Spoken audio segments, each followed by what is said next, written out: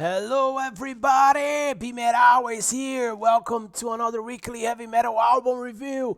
This week I'm reviewing Machine Head of Kingdom and Crown, released by Nuclear Blast Records on August 26th, 2022. Now, of course, we all know the band Machine Head, the American heavy metal band from California. They were formed in 1991 by vocalist and guitarist Rob Flynn, who remains the only original member of the band.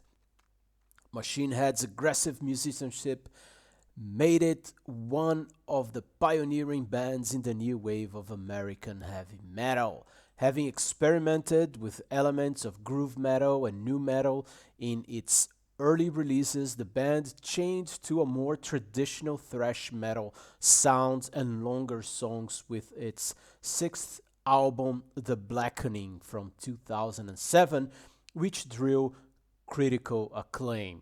They also achieved success with its following two albums, Unto the Locust in 2011 and Bloodstone and Diamonds 2014, but Catharsis from 2018 was an experiment that to me and many did not work.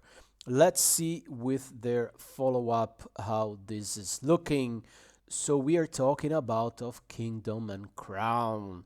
This is their 10th studio album featuring 13 tracks in 1 hour, with 3 of those tracks being short intros or instrumentals. Machine Head's first concept album is set in a decimated futuristic wasteland where the sky is stained crimson red. The crux of the story is based on two main characters, Aris and Eros. It is the band's first album to feature guitarist Wacław Kitlika. I hope I didn't butcher too badly his name, but he's the guitar player from Decapitated, so this is a Polish name, and he joined the band in late 2019. Matt Alston, who joined the band at the same time, does not play on the album. Instead, drum duties are handled by Naveen Koperways, who acted as a session drummer for the album. Now, while the album sounds like a riff-driven thrash metal album, it still carries some nu metal and metalcore influences, but for the most part it's very thrash and groove metal oriented. All in all, it's on the same veins as 2007's The Blackening. The epic opening, Slaughter the Martyr, stands out as by far the longest song on the album. It's a cinematic and certainly the best song on the album.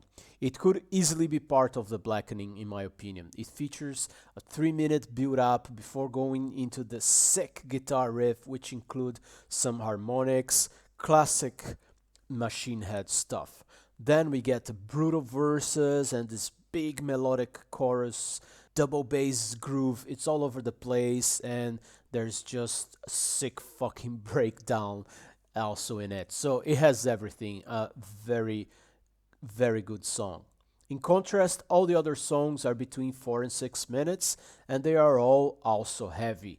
Take track number 2 and third single, Choke on the Ashes of Your Hate, for example. It starts with some more sick riffs, rolling fast speed, neck-breaking breakdown, and overall, to me, an homage to Exodus Bonded by Blood, but with a modern Slipknot flavor to it. So very interesting combination there. Become the Firestorm completes the 3 punch in the face opening trio, and Machine Head meets black metal influences here in their fastest song on the album. Well, expect for the sick hybrid like breakdown, but overall a very fast, almost black metal instrumental there. A great choice for a single and currently being already on their set list. Then the album calms down with the intro to My Hands Are Empty. According to Flynn, this song, which was released back in November 2020, became this wild turning point for them in writing the storyline of this concept album. So lyrically, it is a very important song.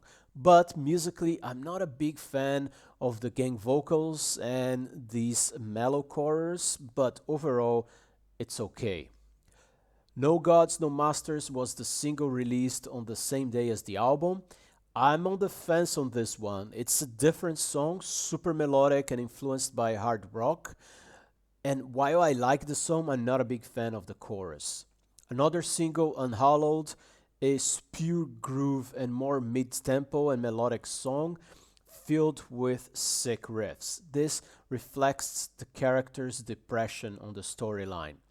The album closes with the epic Arrows in Words from the Sky, a very melodic song with harmonies and nearly all clean singing. It's a different way to end such an aggressive and sometimes dark album on a high and more positive note.